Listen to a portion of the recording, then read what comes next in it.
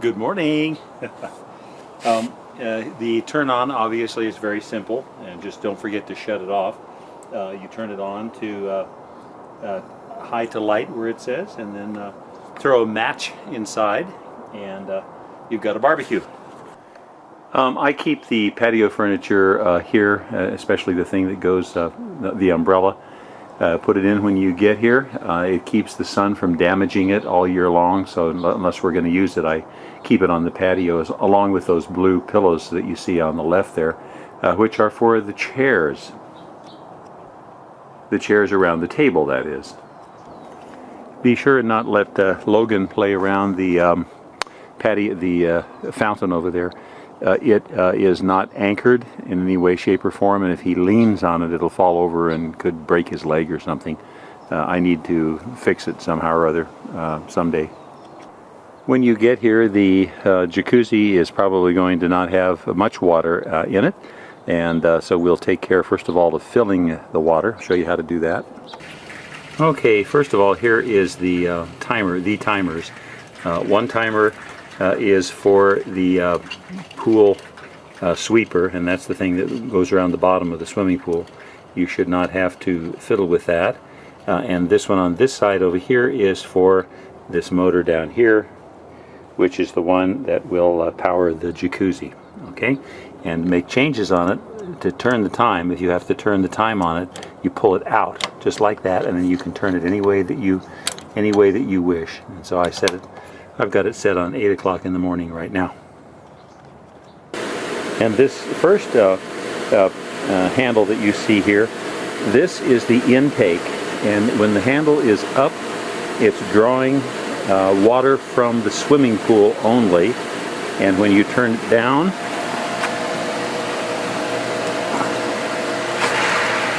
now it's drawing water only from the jacuzzi. And this second switch over here,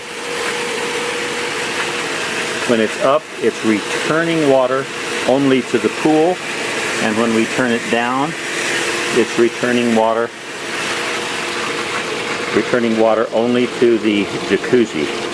And that's what you're going to want to be sure to have in place. When it's time to fill the jacuzzi, and you first get here, then you're going to want to turn this up so that it's only drawing water from the swimming pool. And then you're going to want to have this one turned down because it's going to return water only to the jacuzzi to get it filled up. And as you can see now, with the levers in that particular position, the jacuzzi will soon fill up. You just have to wait until it gets filled, and then we'll make some other adjustments.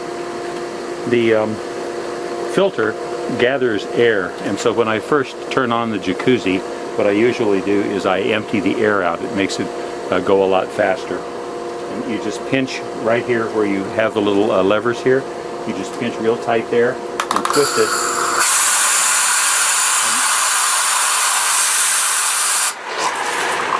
And then all the air comes out, and as soon as the water starts to come out, then you can twist it back again, and you'll be all set.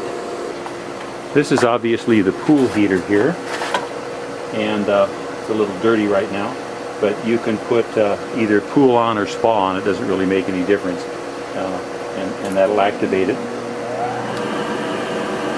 And then the first reading that shows up there is the temperature of the water now. And you can change the temperature of the water to make it whatever you want.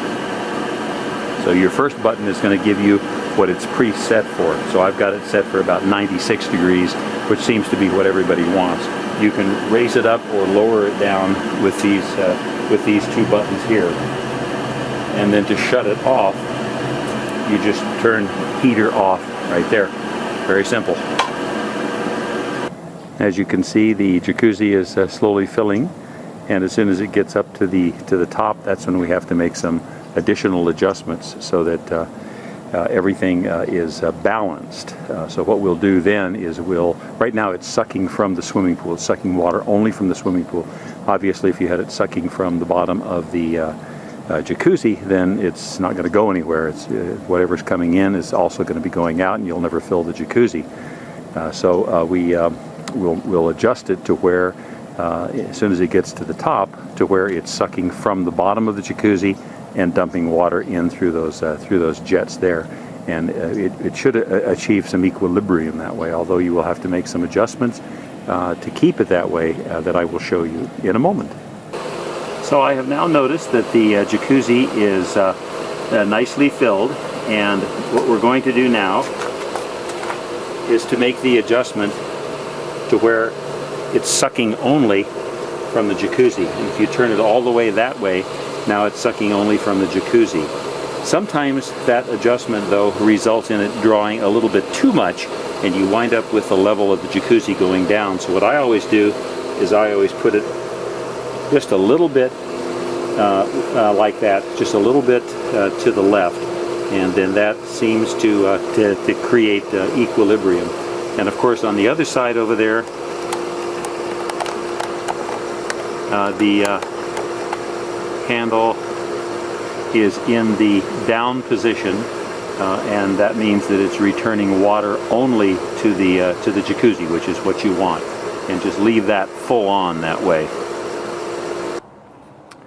In the days that you're here, you should not have to fiddle with doing the pool, although if you choose to do that, then if by some slim chance Logan decides to go in the swimming pool and you want to clean it, then just go and turn it on, turn the other motor on for that, and I'll show you how to clean the bag. So to clean the bag, we just simply drag the skimmer thing, or whatever they call this thing, let the water drain out of it a little bit, bring it out of the pool. And this bag is got a little Velcro on the top over here, and then it's got two little pinchers on the side. Here, just pinch them very gently, and then as you can see, it's got a zipper here, and we just take it and put all the stuff over here, dump all the stuff in the garbage can, or over on the hill, whatever is your pleasure.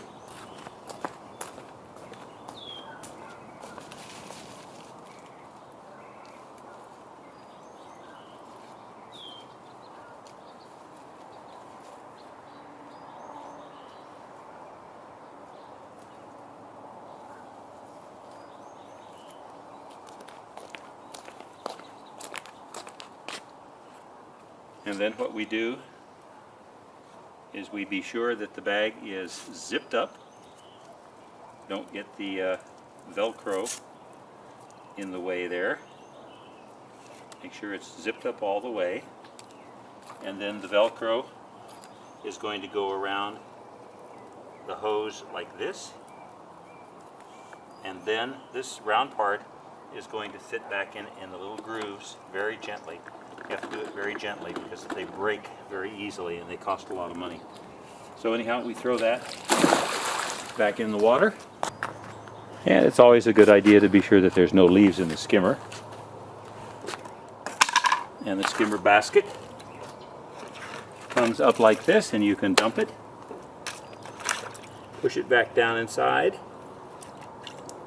And be sure to put the cover back on. And you're all set. This thing here keeps the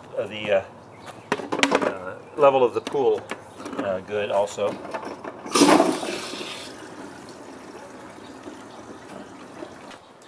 And be sure to close this little door here so that roaming hands don't get electrocuted. We keep the broom and the mop outside here, like that, just out under by the kitchen window. Not that you would ever have to move the television set for any reason, but just don't, because on the back of the television set is going to be a GPS and a police alarm, so that if the TV gets moved at all, it turns on the GPS and it turns on the alarm, a silent alarm at the police station, and they will come and arrest you. In order to have the whole house fan on, if you decide to do that, the windows can only be set, these sliding windows. There's one here in the kitchen and one in the den, and then there's the two in the two bedrooms upstairs, the back that face the backyard. And the little sensor has to be, the two sensors have to match, and so you can see the blue in here, and it's matching up to the magnetic device above. And then the other option is to have the window fully closed, and then the other sensor is in place there. But for right now, we're leaving it undone, and we'll have it done. We'll have them closed when you're here. But you have to line up those sensors, and then you can use the alarm. So when you leave, then you can turn on that alarm.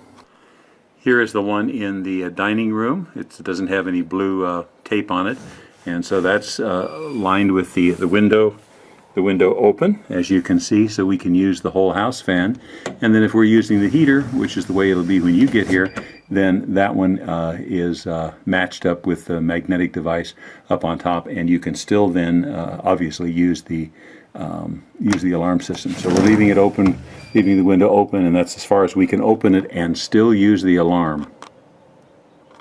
Should you decide that you want to use the fireplace, you can push the chair obviously away from the fireplace, and the key to turn the gas jet on is up here on the mantle, and the place to turn it on, I think, is like about the second shelf, maybe it's the first shelf, kind of on the left side there. You just have to pull out some books.